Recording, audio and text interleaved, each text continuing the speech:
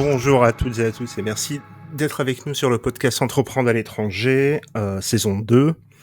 Aujourd'hui, en fait, on va traverser la Méditerranée, aller en Algérie, du côté d'Alger, à la rencontre de Sharef, qui a décidé d'entreprendre en Algérie depuis maintenant plusieurs années. Et du coup, on va procéder comme d'habitude. Je vais te laisser la parole, le mieux pour te présenter. Tu te connais mieux que moi, Sharef, donc je t'en prie. Merci beaucoup, Halim. Moi, c'est Sharef. Je suis arrivé en Algérie en fin 2014. Du coup, j'ai passé quelques années dans le village de mes parents pour commencer. Et par la suite, je suis monté à la capitale parce que j'ai eu des opportunités professionnelles. Et du coup, c'était mon premier bond vers la capitale. Sinon, de manière générale, moi, je suis né en France, j'ai grandi en France, j'ai fait toutes mes études là-bas. J'ai vécu quelques années en Angleterre également, où j'ai travaillé, étudié. Et, euh, et du coup, par la suite, je me suis retrouvé en Algérie. Voilà, pour pas trop en dire, quoi. Mais de toute façon, on va rentrer dans le détail après. Toi, comment dire, t'as un parcours. Alors, comment dire, je vais vendre la mèche et expliquer comment on s'est rencontrés et pourquoi je t'ai contacté. C'est que j'ai commencé à te suivre sur LinkedIn. D'accord. Et puis après, je t'ai contacté. Mais entre le moment où j'ai commencé à te suivre et je t'ai contacté, c'est que j'ai ce qu'on pourrait dire, j'étais un peu stalké. C'est-à-dire, je suivais toutes les vidéos que tu balançais, mais que je trouve juste géniales. Parce que c'est Merci. des vidéos, elles font quoi? C'est 1 minute 30, Ouais, 30 où tu te secondes rends même, compte. hein. Ouais, tu te rends compte bien que tu parles anglais. Comment dire, notre génération, on a tous un niveau d'anglais plus ou moins correct pour pouvoir voyager et travailler. Tu te rends compte qu'en fait, tu regardes une vidéo de 30 secondes, 60 secondes, et tu te rends compte que ça fait 15-20 ans que tu racontes des bêtises, en fait.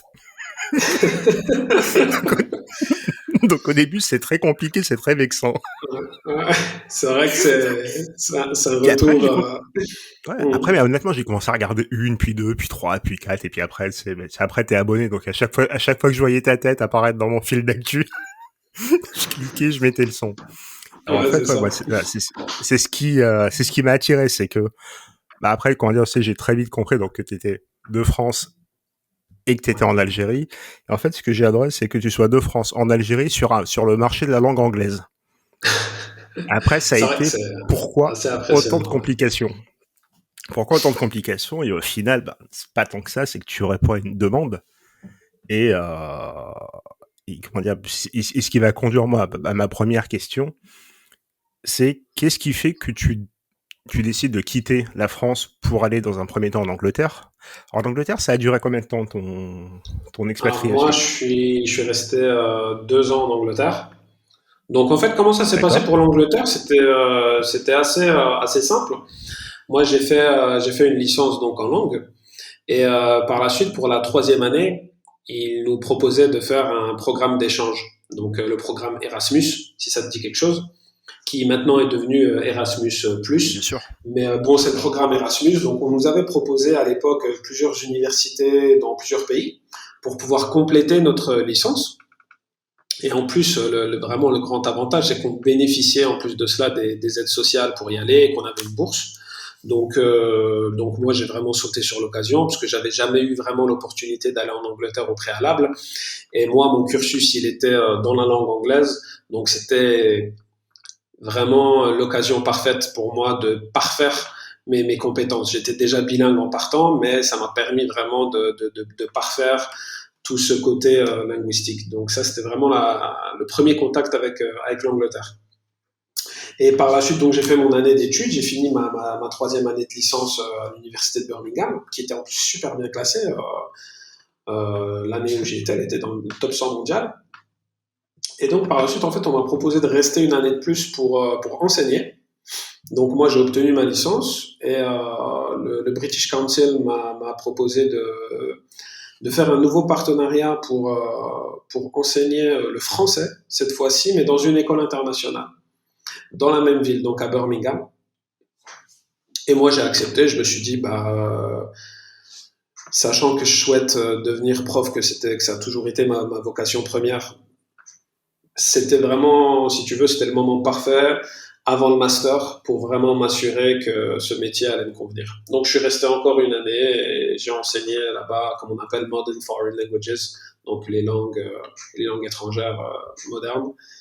Et voilà. Ça, c'était mon expatriation résumée en Angleterre. Ah, du coup, ta première. Ma toute première, ouais. Ma toute première, ouais. Ta toute première. À la fin de l'expérience anglaise, il y a un choix qui se fait. Comment dire, il y a un choix qui s'opère, c'est-à-dire est-ce que je rentre en France ou est-ce que je reste en Angleterre ou est-ce que je tente Ouais, un autre pays? clairement, clairement. Ouais, il y a clairement un choix qui se fait et c'est très compliqué généralement parce que moi déjà en fait quand j'ai eu mon bac, je suis parti dans une nouvelle ville.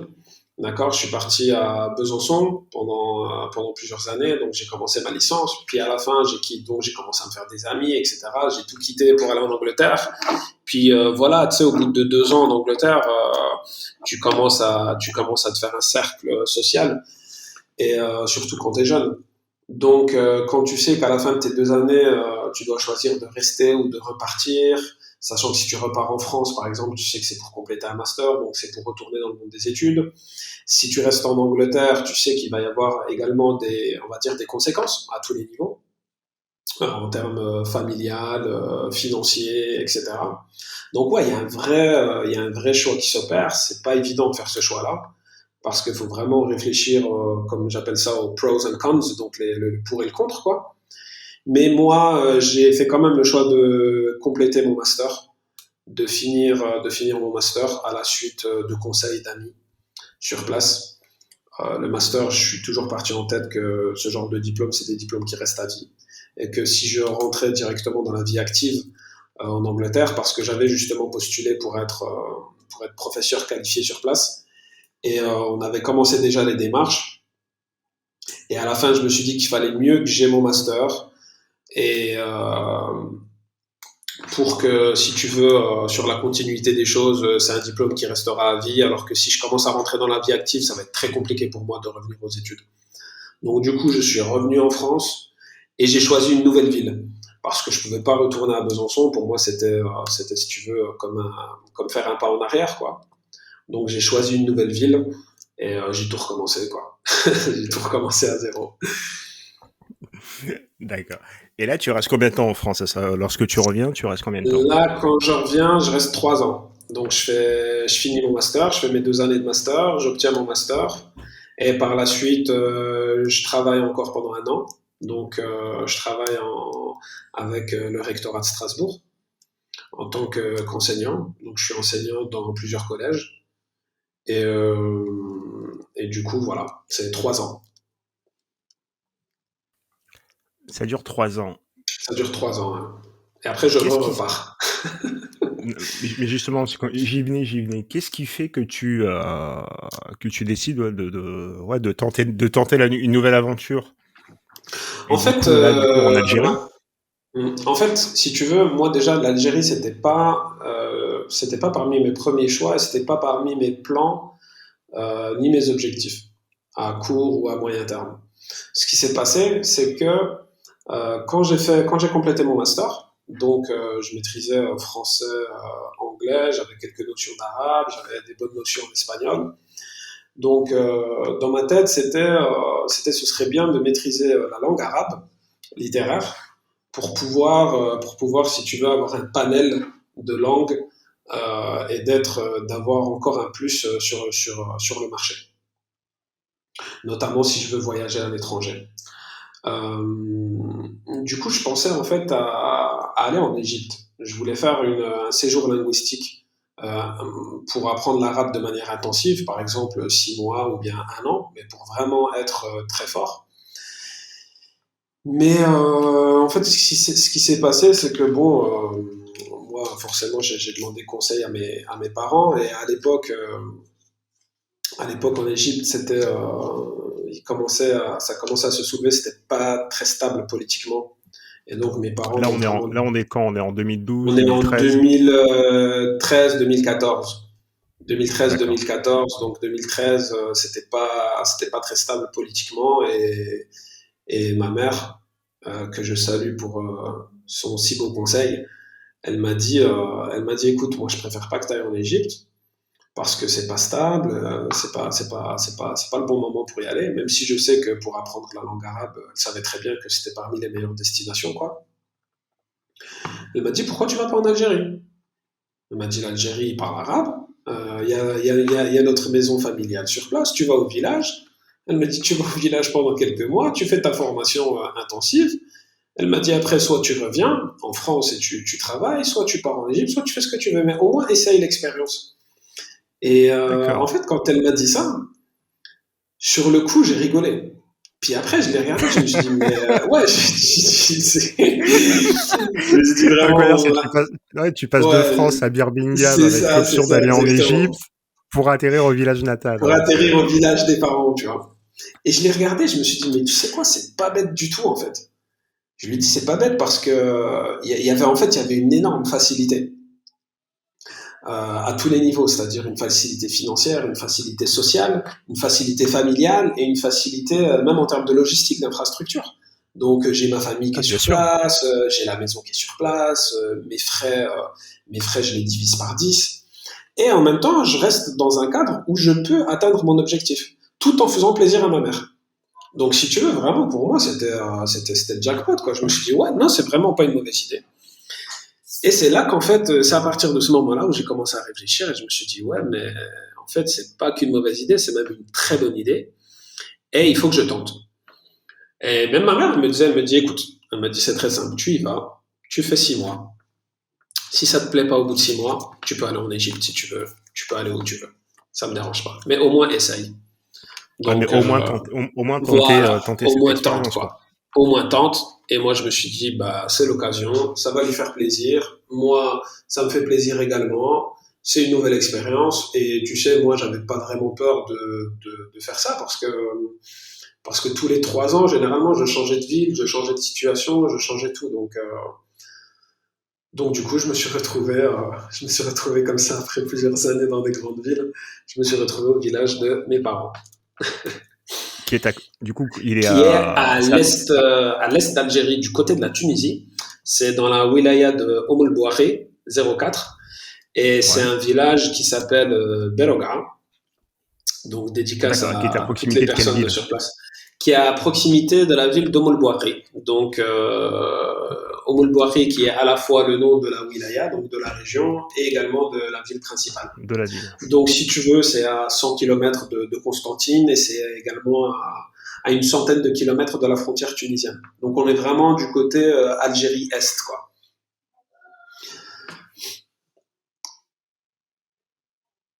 Je vais Alors, regarder ouais. sur une carte si c'est Mmh. pas très loin de Ouais, Guelma. ouais. Non, c'est pas très loin de Guelma. Non, non, c'est pas très très loin de Guelma. On est à un peu moins de 2 heures de Guelma. Donc, on est au sud. On est au sud de Guelma. Et donc, on en profite pour saluer tous ceux de Guelma, qui est ma ville natale. Exactement. Ah, super. Guelma, excellente ville. Notamment connue pour ses hammams à l'eau de source Ah, c'est la dont Hammam j'ai Shalala. profité au maximum. Ouais, ouais. Ah, bah, de toute façon, ouais, comment Non, non, dire, quand Guelma, tu c'est une passes, ne pas super y aller, ville. c'est un crime.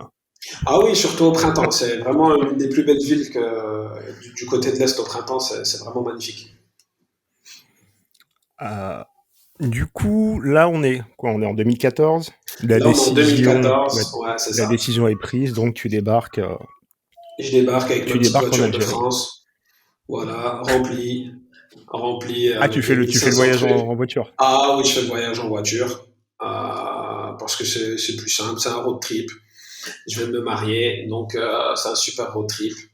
Et en plus, on s'est fait plaisir. On est passé par la Suisse, par l'Italie, par la Tunisie. Et ensuite, on est rentré en Algérie. Et je me retrouve au village dans lequel j'ai passé 2 années au final. Donc, je devais y passer 6 mois. Et à la fin, j'ai fini mes 6 mois, ça m'a plu.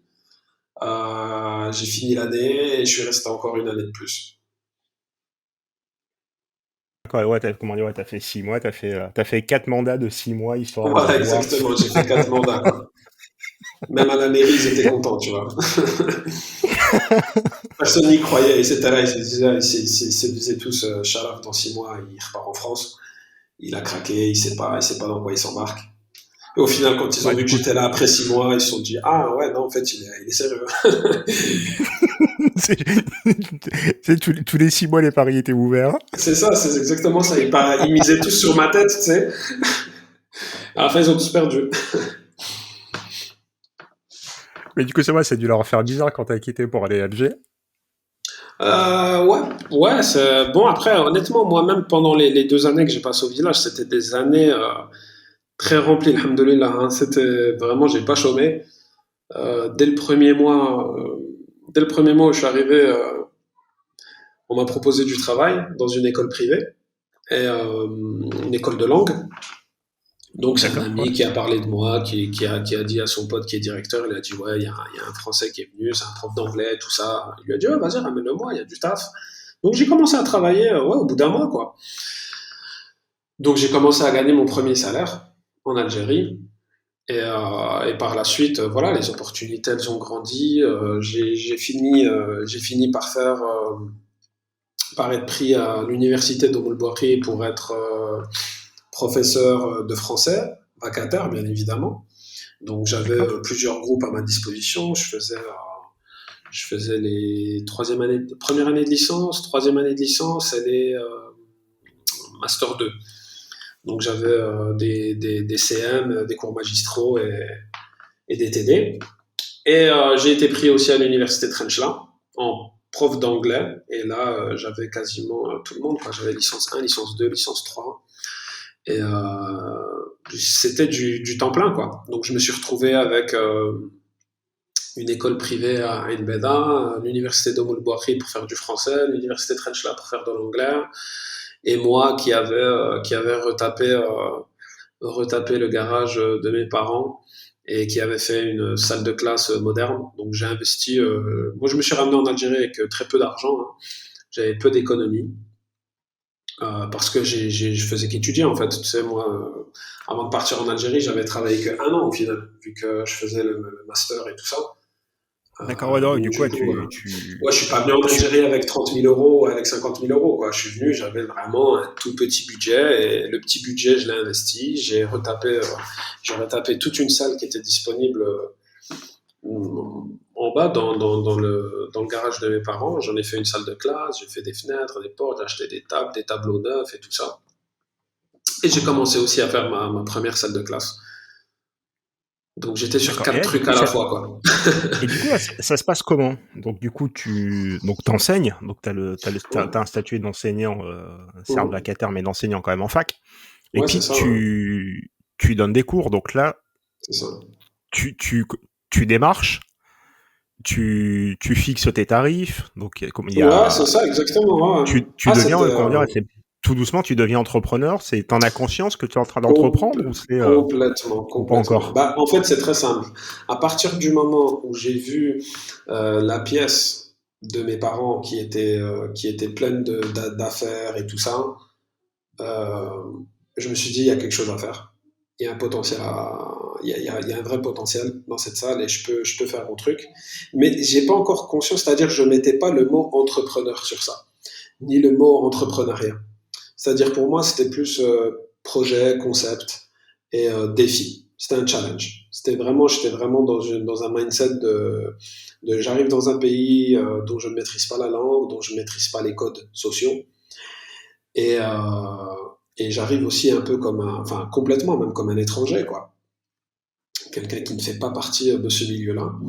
Donc du coup, bah, tant qu'à faire, autant profiter de l'occasion, essayer de maîtriser au mieux son environnement et d'en tirer un maximum de profit, quoi, au final, à tous les niveaux, c'est-à-dire de pouvoir aider les personnes qui soient sur place, tout en me permettant de vivre et de me stabiliser aussi. Maintenant, je sais que je suis là, que j'ai besoin d'un travail, que j'ai une famille, et moi, dans ma tête, voilà, j'étais venu pour faire un séjour linguistique, donc je prenais aussi des cours à côté d'arabe.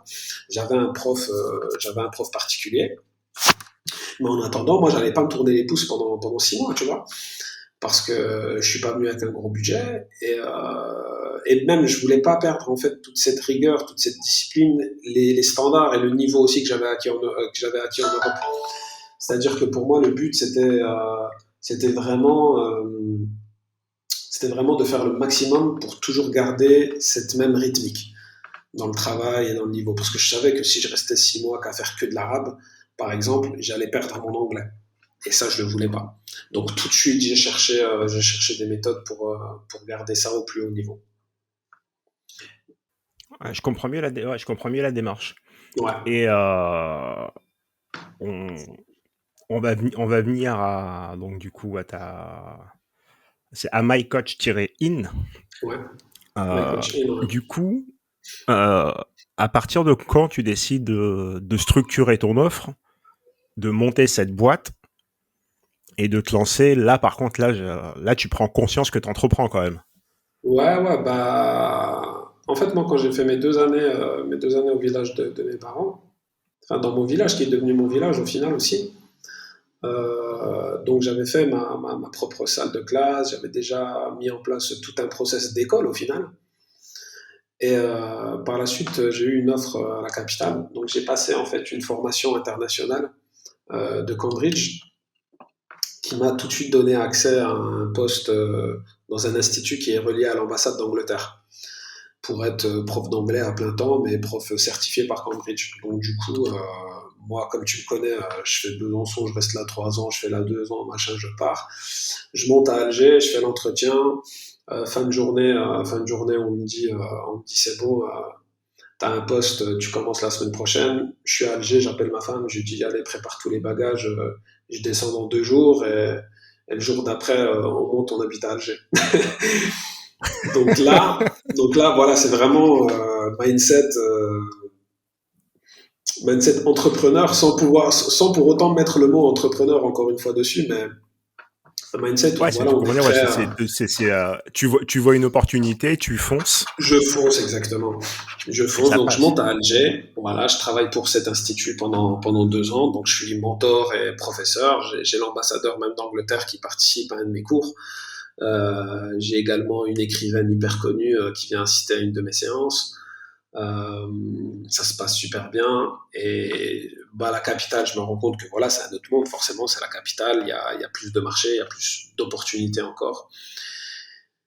Et là, en fait, je me rends compte petit à petit que j'ai besoin en fait de travailler pour moi-même et que j'ai besoin de lancer ma propre structure pour pouvoir proposer, si tu veux, un service qui me ressemble, où les choses sont très rigoureuses, où la qualité du service elle est très grande, elle est de qualité, elle est optimisée, où chaque personne ressort avec une valeur ajoutée.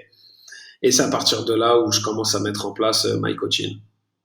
Donc là, c'est à partir de ce moment-là où vraiment, donc je démissionne de mon emploi. Je suis repris directement par un autre institut qui me propose d'être manager d'école. Donc je fais ça, mais pendant 5-6 mois, je vois que ça me correspond pas. Enfin que je sens que le monde du salariat ne me correspond de moins en moins. Donc je décide de quitter et de me lancer directement. Donc là, il y a eu une petite traversée du désert, tu vois. Et Parce que, t'arrives à identifier ce ouais. qui te dérange dans le salariat ou pas? Ouais, ce qui me dérange généralement, c'était le manque de flexibilité de la part des patrons. D'accord? Et il y avait également toujours ces mécanismes, ces mécanismes, comment t'expliquer? Dans une école, on avait beaucoup de mécanismes où on se sentait un peu comme dans un sandwich, c'est-à-dire on avait la pression des étudiants, des familles qui étaient en dessous, et on avait la pression de nos managers qui étaient au-dessus. Et on se sentait constamment sous-valorisé par le management. On avait constamment la pression des étudiants, surtout dans cet institut-là. Et en plus, on n'était pas forcément, enfin, on était sous-payé. Donc, ça faisait que voilà, il y avait beaucoup d'éléments qui faisaient qu'au bout d'un moment, tu sens que tu fatigues et que tu t'essouffles. Moi, je me souviens d'une anecdote. Je m'étais absenté une fois dans l'année. J'avais une urgence, j'avais dû rentrer chez moi, j'avais mon enfant qui était né, j'avais une urgence familiale, donc j'étais arrivé à l'institut, je leur ai dit écoutez, on vient de m'appeler, j'ai une urgence, je dois repartir. Donc je m'étais absenté une fois dans l'année, et l'année suivante, je leur ai dit ouais, j'ai mon papa qui va venir de France, que j'ai pas vu depuis plusieurs années, et j'aimerais bien donc le récupérer à l'aéroport, il viendra tel jour. Donc j'avais 4 heures de cours, je me souviens, j'aurais dit je vais louper 2 heures de cours, je vais préparer le cours pour le prof qui va me remplacer et je demande juste à être remplacé pendant les 2 heures d'après. Donc je prépare le cours, machin, j'envoie un email 2 semaines à l'avance et on me dit non quoi. Et j'étais là, je leur dis mais attendez, ça peut pas se passer comme ça en fait. Je leur dis quand vous avez Ouais, c'est dingue. Ouais, je leur ai dit, voilà, écoutez, moi, ça fait plus d'un an que je me suis jamais absenté. Je me suis dit, l'ambassadeur, il est venu dans mon cours, c'est moi que vous avez choisi, parce que vous avez vu la rigueur, vous avez vu voilà, que je me donnais à fond, que je m'impliquais à fond. J'aurais dit là, je vous dis juste que mon père, il vient de France et qu'il a personne qui vient le chercher à l'aéroport. Je vais pas ramener un taxi. Donc, je suis désolé, mais je pourrais pas assister. Mais tu vois, tout ce genre, tous ces petits détails, si tu veux, l'un après l'autre, tu sens que ça constitue en fait des choses qui te rendent pas épanoui dans ton environnement de travail. Donc du coup, tu as deux solutions. Tu as la solution de trouver mieux ou d'arrêter. Donc moi, j'ai toujours cherché à trouver mieux et je me rendais compte que constamment, on retombait toujours dans ces mêmes mécanismes où on n'était pas valorisé à notre juste valeur, où on demandait toujours plus, où on était toujours sous pression, où l'épanouissement, c'était vraiment la dernière chose qu'on recherchait chez toi. Et c'est ça, en fait, qui m'a poussé à développer ma propre structure, à me dire que non, en fait, c'est pas ça la chose la plus importante. Et un employé ou un collaborateur, à partir du moment où il est dans de bonnes conditions et que tu le valorises, automatiquement, logiquement, naturellement, il donnera le mieux de lui-même parce qu'il voudra se valoriser lui avant même de valoriser la société parce qu'il sait qu'on lui donne de la valeur. D'accord. Alors qu'une personne, quand on lui donne pas de valeur, elle va faire le strict minimum. Donc il y a tout un engrenage qui est négatif par la suite. Donc c'est à partir de là, en fait, que j'ai commencé à me tourner, si tu veux, vers quelque chose qui me rendait plus autonome, plus indépendant. Donc j'avais commencé par un cours particulier. J'avais le directeur général d'une grosse société qui m'avait demandé de lui faire un coaching en anglais. Donc j'avais commencé avec lui et petit à petit, ça s'est développé jusqu'au jour où une grande entreprise, je pense qu'on peut la nommer, non? Oh, on peut, bien sûr, il n'y a pas de Oui, souci. donc donc j'ai Alstom qui me contacte et qui me disent qu'ils voudraient faire un coaching pour toute la direction, donc directeur général, directeur ressources humaines, directeur juridique, directeur trésorerie, directeur ceci. Et c'est là que je me rends compte que je dois développer une structure, que je dois développer encore plus de process. Et voilà, ça a commencé comme ça. J'ai eu une petite traversée du désert parce que ça m'avait mis au moins 6 mois pour démarrer. Et pendant ces 6 mois-là, j'étais vraiment très mal parce que j'avais pas de boulot. Je me posais 1000 questions. Je me disais, mais imagine, ça marche pas, et ceci, et cela, et j'aurais pas dû quitter ça. Et alhamdoulilah, à la fin, ça s'est bien passé. Et voilà, ça a commencé comme Et, ça, en fait. d'accord. Et est-ce que la question de rentrer en France se pose ou pas à un moment donné? Moi, chez moi, non, pas du tout. Pas du tout, non. Honnêtement, jamais elle s'est posée, pour être honnête. Donc moi, la question de rentrer en France, elle se pose uniquement quand il s'agit de ma famille. C'est-à-dire que quand il s'agit de visiter mes parents ou de visiter mes frères et mes sœurs qui n'ont pas eu l'occasion de venir, parce qu'eux aussi, ils viennent en Algérie, hein, tu sais, pour visiter les grands-parents et tout ça, donc on a l'occasion de se voir. Mais sinon, de manière professionnelle, non, la question, elle ne se posait pas pour moi, pas dans mon cas. Parce que moi, dans mon cas, mon parcours en France, il est déjà tracé. C'est professeur à l'éducation nationale, avec tous les avantages, mais également tous les défauts que ça représente aujourd'hui. Et ça m'intéressait pas du tout, pour être honnête, de faire 40 ans prof à l'éducation nationale. C'était pas du tout dans mes objectifs. J'avais beaucoup plus d'ambition que ça. Et aussi, il y a le fait que voilà, j'ai vécu en France, j'ai travaillé en France, j'ai vécu en Angleterre, j'ai travaillé là-bas, j'ai étudié là-bas. Donc, forcément, même quand tu viens en Algérie et que tu redécouvres un autre pays, quand tu penses, par exemple, même là, aujourd'hui, aller en Angleterre, la question ne se posera pas. Autant que la question d'aller en France ne va pas se poser. Pourquoi? Parce que ça va représenter pour moi un pas en arrière. C'est comme si je revenais à quelque chose, en fait. Tu vois, moi, le but, c'est d'aller de l'avant, de découvrir d'autres choses. Mais pas de retourner à des environnements que j'ai déjà connus. C'est comme si je faisais un pas en arrière, encore une fois.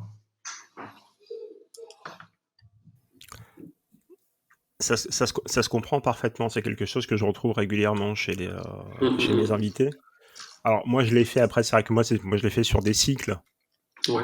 Donc si j'étais à l'étranger, je revenais en France, je repartais, mais voilà, mais c'était à chaque fois, c'était soit associé à un nouveau projet, soit associé à une nouvelle Voilà, décision. Donc après, exactement. c'est vrai Donc que c'est pas pareil, voilà, ouais. c'est vrai que c'est C'est pas particulier. pareil. Ouais. Et j'ai eu des retours en France où ouais, il y a eu des traversées du désert, hein. Bien sûr, ouais, Et c'est tu normal, reviens en hein. France et pendant 3-4 mois, tu sais pas ce que tu vas faire de tes journées, hein. Exactement, ouais, c'est ça. Après C'est avoir ça. passé 3-4 mois, ne pas savoir ce que tu as fait de tes journées. Donc c'est quand tu regardes dans le rétro, tu sais, il y a un vide, il y a le C'est ça. néant dans le rétro, quoi. Tu regardes devant toi, il n'y a rien. Tu regardes derrière toi, il n'y a rien. Tu regardes sur le côté, Ah, personne ne te regarde. C'est ah, pas tu sais, facile. non, mais c'est ça, c'est que tu regardes sur le côté, tu sais, t'as les gens qui stagnent. Et ils Ouais. sont là, il y en a qui passent, qui reviennent. Donc, ouais, non, c'est hyper compliqué. Euh, Aujourd'hui, My Coaching, c'est quoi comme offre et c'est combien de personnes? Alors aujourd'hui, My Coaching, alors ça a commencé en 2018, j'étais seul. Par la suite, comme je t'ai dit, j'ai commencé avec Alstom, premier contrat, ça a débouché sur un second contrat, etc. J'ai commencé à recruter, donc une, puis deux, puis trois, puis quatre, puis cinq, etc. Donc là, alhamdoulilah, aujourd'hui, on arrive à une équipe qui est enfin, si on compte tout le monde, c'est-à-dire à la fois les coachs, le community manager, le coordinateur académique qu'on a recruté là dernièrement, le marketeur, on arrive entre 10 et 15 personnes, alhamdoulilah. D'accord. Oh Ouais. non, comment dire, c'est une très belle croissance. Ouais, ouais, c'est clair. Non, non, alhamdoulilah, Ah, vraiment, je me plains pas.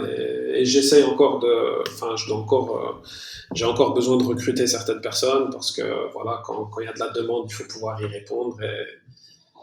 Et non, voilà, hein, si on arrive à j'ai vu croître. ton profil LinkedIn Ouais, ouais, c'est ça. Ouais, avec le bandeau violet. ouais, j'en ai profité. C'était la première fois que je Non, le mais faisais, t'as tu raison. vois.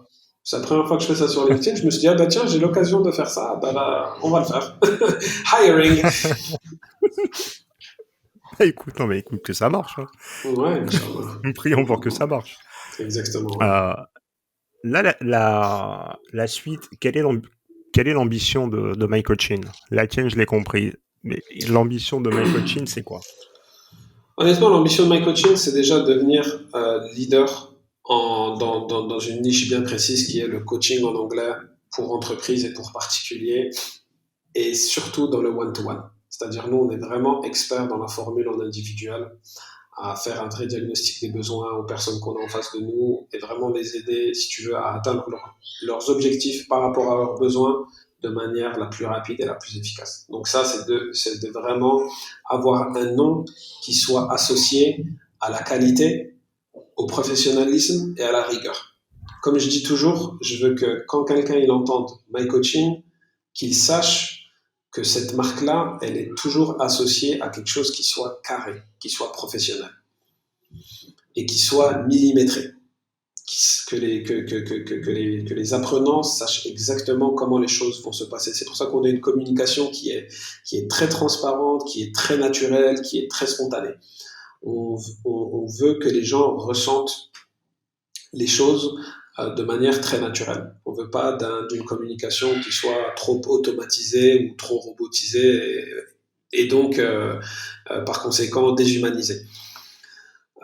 Et l'ambition, en fait, elle est là. L'ambition, c'est de, bien évidemment, Inch'Allah, de se développer en Algérie encore plus. Bon, là, on a des étudiants dans plusieurs pays, puisque le fait de faire du coaching en ligne, ça nous a ouvert des portes au Canada, en Angleterre, en France, aux Émirats, en Arabie, aux Comores, dans plusieurs pays, quoi. Et l'ambition, ce serait de développer des branches euh, en local et en international et de proposer ce service-là de la manière la plus efficace qui soit au plus de personnes possible.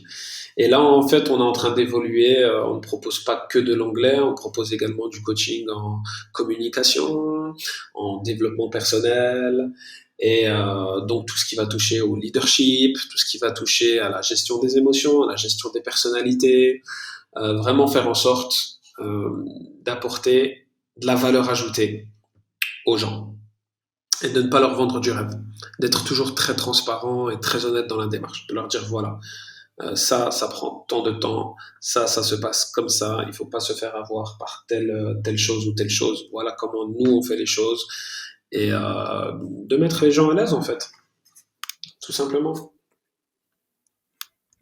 aujourd'hui, comment dire, c'est toujours sur ton profil LinkedIn.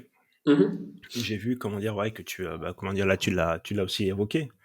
Euh, Ce qui est marrant, c'est qu'à l'international, toujours, je parle sous le contrôle de ton profil LinkedIn, c'est qu'à l'international, t'as des gens qui sont à Londres Ouais, et qui ouais, ouais. prennent des cours chez toi. Ouais, exactement. Ouais. Bah là actuellement on a des groupes de niveau qui sont en cours. Donc là on a des groupes débutants, élémentaires, pré-intermédiaires, intermédiaires, des groupes adultes, des groupes enfants qui sont quasiment tous complets. Et on a eu des inscriptions de Londres. Ouais. On a des inscriptions de Londres, on a des inscriptions du Canada, on a des inscriptions de C'est France. paradoxal quand même, c'est génial. Mais comment dire, c'est autant paradoxal que ça, Bah en fait comment dire que, si tu veux c'est parce que nous ce qu'on offre euh, déjà en termes financiers sur le marché, c'est extrêmement compétitif. Le fait qu'on soit basé sur Alger, forcément, on est obligé si tu veux, d'avoir des tarifications qui soient beaucoup plus compétitives que celles qui sont en Europe. D'accord. Même si on va proposer la même qualité, voire plus de qualité et plus de suivi. Mais quand une personne elle va te contacter et qu'elle voit que tu es sur Alger, elle va, malheureusement, il y a beaucoup de clichés, il y a beaucoup de préjugés, et tout de suite, ils vont relier ça à un manque de qualité ou autre, alors que c'est pas du tout le cas, c'est l'inverse. Donc nous, on profite, si tu veux, de cela pour dire aux gens, voilà, nous, on est capable de vous donner des standards internationaux, américains, européens, mais pour un prix algérien. Et du coup, c'est tout bénéfice, en fait, pour ces gens-là, tu vois. C'est tout bénéfice parce que non seulement ils ont l'opportunité d'être avec des professionnels et de payer un prix qui soit attractif et qui soit raisonnable. C'est-à-dire que ça rentre dans leur budget et qu'eux-mêmes se disent, ah ouais, mais en fait, là, vraiment, ouais, je vais bénéficier de quelque chose qui va être exclusif au final. Donc nous, on joue de cela également. Et c'est pour ça qu'on a des personnes de l'étranger qui nous contactent. Tu sais, une heure de coaching avec un coach certifié niveau 5 mondial en France, t'en as entre 40 et 70 euros de l'heure. Alors ouais. que nous, ça va être 5 fois moins, quoi. Donc forcément, il y a une différence. Et sachant que Mais la personne va voilà, être suivie. sans vouloir rentrer dans les chiffres, Mhm, sans mhm. vouloir rentrer dans le détail des chiffres, le business model, lui, il est nickel, quoi. Bah ouais, clairement. Clairement, ouais. Bien sûr. Non, parce qu'après, c'est vrai ce que tu dis par rapport aux clichés, ouais, ils ont la vie dure, quoi. Ouais, en fait, Ils ont la vie de dure. toute façon, il y a un cliché qui est là. D'accord. On le sait, nous on le sait, on le comprend, même si on ne l'accepte pas. C'est voilà, ce qui vient de l'Afrique, c'est toujours de moins bonne qualité. D'accord. Et surtout, la parole, ça vient du bled, donc forcément, voilà. Alors que non, en fait, tu vois. Alors que et j'aurais pu comprendre ça en fait à l'époque quand j'habitais à Birmingham, quand j'habitais à Strasbourg, me dire ah si laisse-moi tranquille, c'est des blédards ou bien ça vient du bled. Mais en fait, quand je suis arrivé ici, je me suis rendu compte qu'il y avait des pépites, mais vraiment des talents, des personnes en or, c'est-à-dire à tous les niveaux, et même beaucoup dans moi par exemple, parmi mes coachs, il y a limite des personnes que j'envie à travers leur niveau et à travers leur pédagogie. D'accord, qui ont voyagé à l'étranger. Moi, j'ai un coach qui a vécu toute sa vie à Dubaï. J'ai recruté une coach qui a habité en Suisse. J'ai recruté une coach qui est algérienne. D'accord. Ouais. Tous mes coachs sont certifiés par Cambridge. Ils ont au minimum un master dans leur spécialité. C'est-à-dire que les personnes, quand tu leur parles, en fait, c'est des bêtes. C'est des bêtes dans leur niveau. Et en plus, moi, j'ai un filtre qui est très strict et très rigoureux. Donc, je n'accepte que certains profils. Et je filtre énormément les candidatures. C'est-à-dire que je recherche vraiment la crème de la crème. Et au final, quand ces gens-là, tu les mets dans des conditions qui sont agréables, c'est-à-dire d'avoir un management déjà qui soit souple, qui soit flexible, qui soit compréhensif, leur faire comprendre que leur bien-être, leur épanouissement, ça va également nous permettre à nous d'avoir de la meilleure qualité, d'avoir de la durabilité, de leur donner également un confort financier, de leur dire écoutez, nous on n'est pas là pour se faire de l'argent sur votre dos, on est là pour que vous puissiez également bien gagner votre vie. Nous, on est parmi, MyCoaching, il est parmi les instituts d'anglais qui payent le mieux leurs coachs, d'accord, dans toute l'Algérie. Donc, on est vraiment dans une optique de valorisation du talent. Peu importe d'où vient ce talent. C'est-à-dire que moi, si demain j'ai une candidature d'un Brésilien qui a un anglais excellent, qui est certifié, qui a de l'expérience, je ne vois, mais qui habite dans une favela, bon, à partir du moment où il a une bonne connexion, un bon charisme, une bonne personnalité, et qui sait donner un cours et qui sait arriver à des objectifs, je lui donne sa chance et je le valorise. Ça ne veut pas dire qu'il vient de tel endroit ou de tel pays que je vais moins le payer. C'est-à-dire il y a des grilles, il y a des barèmes. Écoute, travailler avec nous, ça correspond à ça. Mais Ouais, c'est honnête et c'est on ne prend transparent, pas quoi. trop. C'est comme ta Voilà, com, quoi. exactement. Voilà, exactement. Même avec nos coachs, on est très honnête, on est très transparent. On leur dit dès le début, voilà comment on travaille, voilà ce que nous on attend de vous, voilà ce que nous on va vous offrir, voilà ce que nous on peut vous garantir. Par exemple, moi, ce que je fais dans toute intégration du personnel, c'est même par exemple dans l'offre là que j'ai mise dernièrement sur LinkedIn, parce qu'on recherche des nouveaux coachs pour se développer. La première chose que je leur ai dit, c'est ce que nous on peut leur offrir en fait. Pas seulement ce que eux ont à nous offrir. Nous, qu'est-ce qu'on peut leur garantir, qu'est-ce qu'on peut leur promettre. Parmi les choses qu'on va leur promettre, c'est déjà de les valoriser. D'accord. C'est de les Oui, c'est comment respecter. dire, c'est l'inverse En fait, c'est c'est l'inverse de ce que l'inverse du moi monde de j'ai pu l'entrepreneuriat vivre. aujourd'hui. Voilà, c'est l'inverse aussi. En fait, c'est un peu une revanche, tu vois.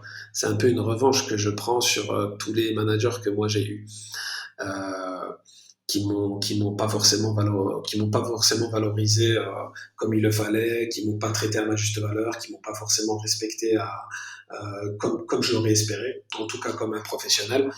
Et du coup, c'est un peu une revanche personnelle. C'est de me dire que, Sharef, aujourd'hui, c'est toi qui es dans le siège du manager. Et aujourd'hui, c'est toi qui peux faire des choix. Et c'est toi qui peux décider la culture de l'entreprise que tu vas partager aux gens. Et c'est toi qui peux vraiment faire des choix qui vont impacter, au final, sur la vie des personnes qui travaillent avec toi. Et c'est pas facile, hein, c'est pas facile du tout. Mais moi, je fais toujours en sorte que les gens soient contents de travailler avec moi. Mais pas seulement parce qu'on va les respecter ou les valoriser, mais parce qu'on va leur donner des opportunités de se développer, parce qu'on va bien les payer, parce qu'on va toujours les payer en temps et en heure, et qu'on va sans cesse leur proposer des expériences dans lesquelles ils vont se sentir, euh, si tu veux, challenger. Ils vont se dire, non, mais c'est extra parce que je suis pas forcément à Londres, je suis pas forcément à New York, mais je me retrouve avec un manager qui a vécu là-bas toute sa vie et qui me met, si tu veux, dans le même environnement. C'est-à-dire qui attend de moi la même chose, les mêmes standards, qui a la même rigueur, la même discipline. C'est-à-dire que j'aurais pu être à Vancouver, mais là, en étant à Alger, je me retrouve dans le même contexte avec quelqu'un qui va toujours me pousser à être le meilleur coach, qui va toujours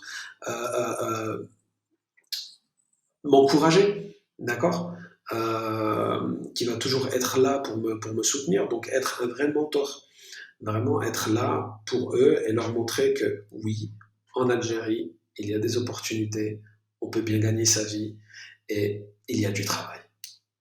Voilà, c'est ça l'idée. Non, non, non, non, mais un seul mérite Dakar, comment dire, je me répète, il y a une certaine transparence autant dans l'offre que dans le management. Ouais. Et ça vient aussi casser, sans parler de stéréotypes, des idées, ouais, des idées reçues sur le monde du coaching online. Ouais, clairement, clairement. Même sur le monde du salariat en soi, hein. De se dire que, même sur le monde de l'enseignement aussi, tu vois. C'est-à-dire dans l'enseignement, on a souvent tous un peu des préjugés sur pas mal de choses. Mais là, en fait, le but, voilà, c'est moi, comme je t'ai dit encore une fois, My Coaching, son ambition, c'est d'avoir une élite de personnes qui soient talentueuses et auxquelles on donne des opportunités de se développer et de développer les autres. Et de pas seulement regarder que l'aspect diplôme, certificat, papier. mais de voir aussi la personne, de pouvoir détecter les talents et de se dire cette personne-là, elle a un talent, elle a un vrai potentiel. Donc moi maintenant j'ai le choix. Je peux m'arrêter à un papier ou je peux lui donner l'opportunité de m'impressionner. Et généralement, ces personnes-là, qui ont déjà un grand potentiel, encore une fois, quand tu leur donnes l'opportunité de se dépasser, mais elles se dépassent à un point où, où tu te rends compte que c'est les meilleurs choix que tu fais en fait dans le management. Après, il y a ça, et puis après, c'est comment dire, c'est la manière. Comment dire, alors après, je sais pas combien de temps en tout tu as enseigné en France. Moi, j'ai enseigné pendant 2 ans quand j'étais étudiant. Ouais, J'étais en licence, je venais de valider ma licence, donc j'étais en master 1, et d'accord. j'étais prof en BTS. En fait, tu as un gap au niveau de l'apprentissage entre ce que tu apprends quand tu es en cours. Ouais, Donc après, nous, on s'est retrouvés de l'autre côté du bureau, c'est-à-dire ce qu'on enseigne mm, et ce qui est attendu sur le terrain. exactement. Ouais. Je Exactement. pense que tu as dû faire le même constat. Et si on s'en était tenu à ce qui était écrit dans le référentiel, et si on Ouais. avait juste transmis ça, bah, je pense pas qu'on ait donné, je pense, comment dire, Non, il y pas du avait tout. aucune valeur ajoutée. Bien sûr, aucune. Aucune. Et c'est même Il y a aucune, contre-productif en fait de faire ça. Parce que ça il y a correspond aucune pas valeur ajoutée. forcément, ça correspond même pas forcément aux besoins réels de la société et du futur en fait. Donc il C'est-à-dire faut que avoir une l'école, vision qui moi, soit ce que je beaucoup trouve, plus c'est, ouais, lointaine. Hum, il faut avoir une vision. Un, il faut avoir une vision. Deux, à un moment donné, il faut mettre en corrélation l'école et le marché du travail. Ouais, Et je te dis même pas encore, après, on est encore dans une autre idée dans les mentalités françaises où en fait, on n'arrive pas à mettre en corrélation l'école et l'entrepreneuriat. À exactement, aucun clairement, moment, on clairement, nous a clairement. appris à entreprendre, hein. Ouais, non, jamais, jamais. Au C'est, c'est, c'est- contraire, au contraire, l'école, elle ne pousse pas à cet esprit. À cet esprit, comment dire, de challenge. Enfin, si, par moment, on nous demandait de faire des projets, de faire des choses, mais ça restait toujours dans une certaine zone de confort, dans un environnement extrêmement contrôlé. Euh, alors qu'au final, quand on est dans le monde de la vie active, on se rend compte que la plupart des choses qu'on a apprises à l'école, elles nous servent très très peu et qu'on aurait voulu en fait en apprendre beaucoup plus sur ne serait-ce que la gestion des émotions, la gestion des priorités, le fait de concevoir et de maintenir, de délivrer un projet, comment faire une facture, tout simplement, des choses aussi bêtes que ça. Comment créer sa société, comment faire en sorte, ouais, bah, sérieusement, tu sais, quand tu l'as jamais Ah, fait, comment dire, comment faire quand en tu l'as, sorte que ta boîte ne coule pas au bout de 6 mois, ouais, quoi. c'est ça. Et puis même Mais c'est, comment se sentir aussi, comment réagir dans nos situations où voilà, quand tu es dans une traversée du désert ou quand ton chiffre d'affaires est chute ou quand tu es dans une crise. Enfin, il y a tellement de choses au final. Comment être un vrai leader, comment pousser les gens à toujours donner de leur mieux, comment toujours continuer son propre apprentissage, comment faire mais après, l'équilibre entre la vie de famille et la vie pro, la vie sociale, etc. Quoi. Donc c'est, tu parlais de zone de confort. Moi, j'irais Mhm. plus loin, et c'est une phrase que j'avais sortir, je sais pas si la personne l'a pris de manière violente ou pas. On n'a jamais eu l'occasion de se revoir et d'en débattre. Ouais. Oui, j'avais clairement dit que, à un moment donné, il fallait pas que euh, ce que l'élève, l'étudiant produit, il fallait que ça reste compréhensible par le prof. Mhm. Mhm. Ah, en fait, il faut pas que le prof se sente en difficulté, quoi. Ouais, aussi, ouais. C'est clair. Ah, C'est c'est hyper clair. compliqué.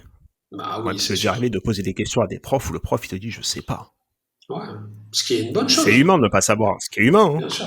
Bien sûr. Bah, Mais surtout va pour un chercher prof, il la n'y a pas de réponse. prof qui sait tout. Voilà, exactement. Va chercher la Exactement. réponse. C'est ça. Je peux ne pas savoir, mais je suis dans le devoir, en tant qu'enseignant, de trouver Ouais. la réponse. Non, non, mais après, c'est hyper compliqué. Je pense qu'on va dire le jour où on aura démocratisé les business schools de partout. Ouais. Et après, c'est une question de mentalité. Moi, ce que j'aime bien, c'est le modèle américain. C'est quand tu regardes les grands patrons américains, il y en a en fait très peu. Et quand je parle de grands groupes, c'est les patrons de HP, de Dell et de compagnie. Il y en a Ouais, très peu ouais. qui ont fait des écoles de commerce, des business schools et compagnie. Bien sûr, c'est Ils ont clair. fait des facs, Ils ont fait des facs, les mecs, ils sont tous donc ils ont tous l'équivalent de master ou des doctorats en philo. Ouais, Ils ont ouais, appris à réfléchir. c'est ça. C'est ça, être créatif, à mettre les choses en perspective, à prendre du recul, à voir les choses différemment. Think outside the box, tu vois. Mais c'est Mais ça. aussi beaucoup de prise d'initiative, moi je trouve qui est important dans l'entrepreneuriat, c'est de ne pas avoir peur de se ramasser et de toujours Je garder sais cette plus qui petite disait, peur, tu vois. un entrepreneur, c'est un type qui se balance d'une montagne et qui, pendant le temps de la chute, Trouve un moyen. Ouais, c'est fabrique ça. son avion. Ouais, c'est exactement ça, hein. C'est exactement ça. Et C'est une prise de risque qui est énorme, mais comment dire, on pourrait passer des heures, voire des journées entières à parler du nombre d'innovations, ne serait-ce que technologiques, médicales ou autres, qui ont été réalisées suite à la prise d'initiative, une décision. bien sûr. C'est Bah, limite un peu borderline la décision. bah, clairement, après, bon, il y a des décisions réfléchies, il y a des décisions qui vont se faire sous le coup de l'émotion, d'autres qui vont se faire par influence d'amis, de collègues, ou par influence de trends.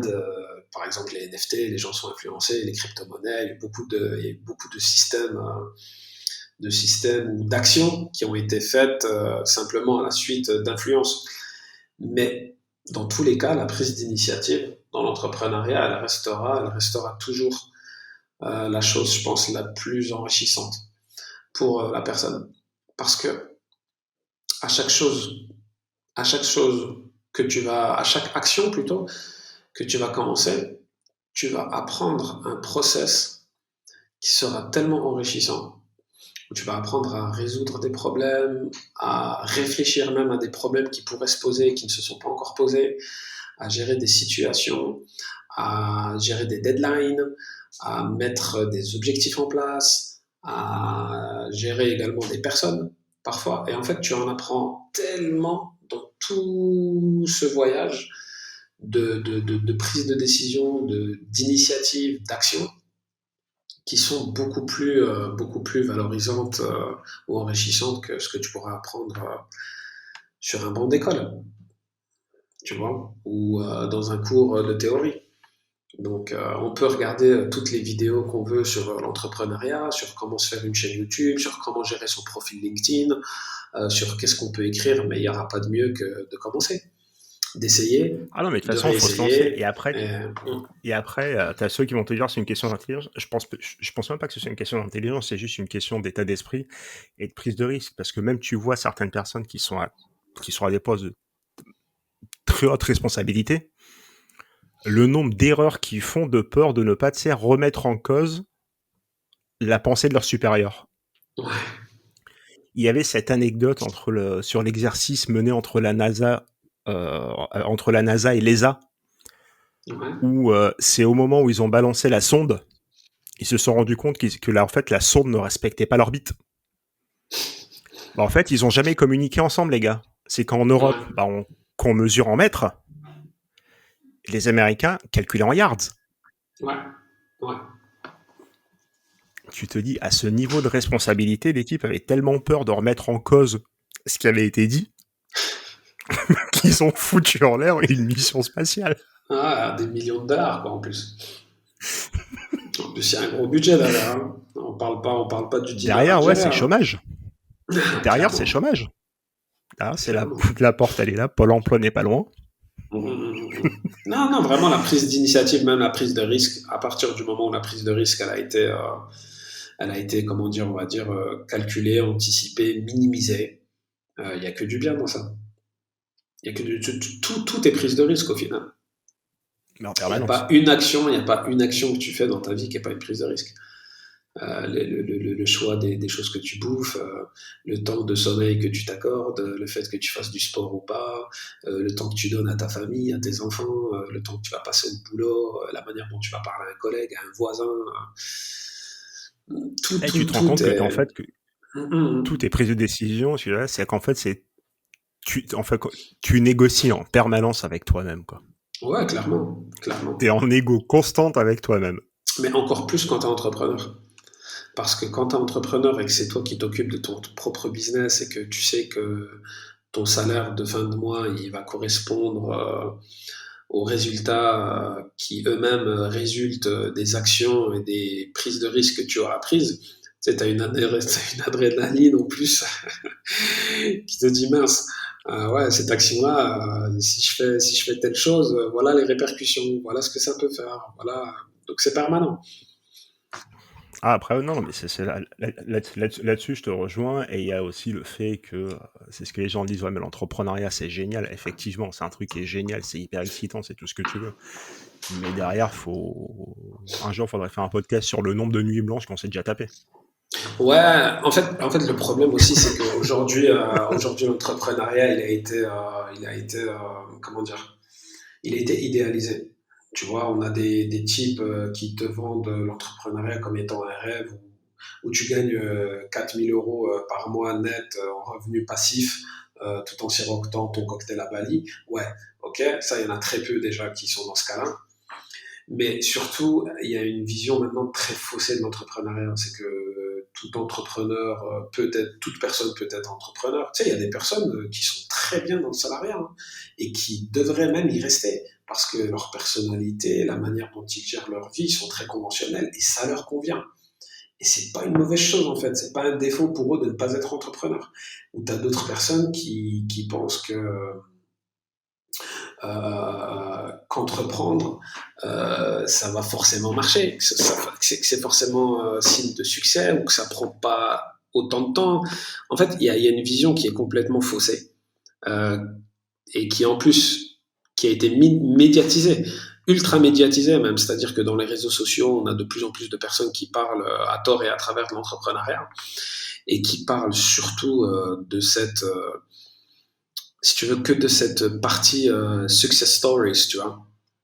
Donc lui, c'est une licorne, lui, il a fait 1 million de chiffre d'affaires. Moi, sérieusement, il y a des fois sur LinkedIn, par exemple, quand je vois les types, les sous qu'ils font, les résultats qu'ils ont, tu te dis, ah ouais, mais mince, mais moi, en fait, je suis nul. Et ce que je fais, c'est pourri, en fait. Alors que non, tu vois, il y a une vision qui est très, très biaisée.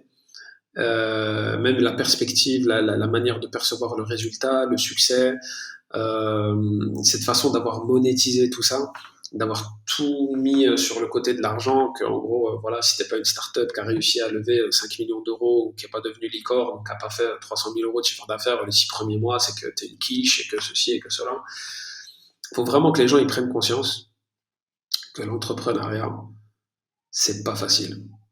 C'est dur.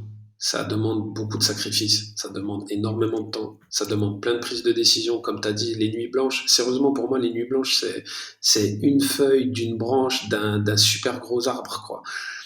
Il y a tellement de moments où on va douter, où on va perdre, où vraiment, ouais, on va se poser tellement de questions sur est-ce que ça vaut le coup tout ça, est-ce que je devrais pas retourner dans le salaire, surtout pendant la période de Covid, tu vois où les gens ils ont perdu leur travail et tout, où il y a des entrepreneurs pareil, leur chiffre d'affaires a chuté. Donc faut pas voir l'entrepreneuriat comme étant, si tu veux, pour moi, hein, c'est toujours ce que je dis aux gens qui me disent ouais moi aussi je veux faire entrepreneur. Je leur dis écoute, réfléchis à 2 fois. Entrepreneur, c'est pas juste un mot, d'accord. Faut pas juste surfer sur cette vague fashion du mot entrepreneur ou du mot coach. D'accord, il y a eu la vague fashion du coach, il y a eu la vague fashion de l'entrepreneur, des revenus passifs, de ceci, de cela. Il faut bien réfléchir parce que ces choix-là, ils ont Des un influenceurs. impact. Ah ouais, ouais, des influenceurs, bah oui. Ouais, je Des suis influenceurs. business Des angel, tu influenceurs. vois. Je suis un Des business influenceurs qui angel. en l'espace de 6 heures, qui en Ouais, l'espace exactement. de 6 heures et une panne d'Instagram ont été. Ah oui, bah voilà, exactement, exactement, ont tout perdu. Non, il faut vraiment que les gens ils se T'imagines? rendent compte que l'entrepreneuriat, pour moi, hein, vraiment, c'est dur. Sérieusement, c'est dur, c'est un combat qui est quotidien. Et par contre, le point qui est hyper positif avec l'entrepreneuriat, c'est que certes, ça apporte un enrichissement qui est considérable, que ce soit humain, que ce soit professionnel. Euh, mais il faut vraiment prendre en compte tout ce côté-là où on va passer énormément de temps dessus, où il faut être très fort psychologiquement, il faut être très stable également. parce qu'une personne qui a la moindre barrière arrête tout. Moi, j'en connaissais beaucoup des gens comme ça, hein, qui lancent un projet. Allez, première difficulté, vas-y, j'arrête tout, je me lance dans un autre projet. Hop, difficulté, j'arrête tout, je me lance dans un autre truc. Il y a très peu de personnes qui persévèrent dans l'entrepreneuriat, qui persévèrent pendant des années, tu vois, qui restent dans le même objectif, qui ont la même ambition, qui grandissent. C'est très compliqué. Parce que ça touche à toi, à ta santé, à ta vie, aux gens qui sont autour de toi, à ton salaire, à ton argent, aux choses que tu vas pouvoir te permettre de faire. Mais il y a ce côté aussi hyper attirant de la chose, où tu es maître des actions, tu es maître des choix, et, et où tu es constamment, en fait, comme tu disais, en combat avec toi-même, en challenge avec toi-même. C'est-à-dire que tu peux que ressortir plus fort. Mais il faut pas oublier qu'il y a une grande partie euh, qui demande énormément d'implication, de persévérance et, et d'être fort, en fait, tout simplement. Moi, c'est ce que je pense, en tout cas. Faut pas que les gens ils se leurrent en voyant le mot entrepreneuriat et se dire que l'entrepreneuriat, ça y est, en 6 mois, je vais être multimillionnaire et ceci et cela. Sinon, tout le monde sera entrepreneur. C'est pas le cas.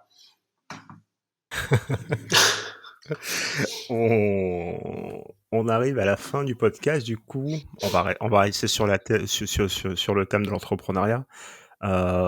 Si tu avais un conseil à donner à une personne qui souhaitait s'expatrier. Mhm.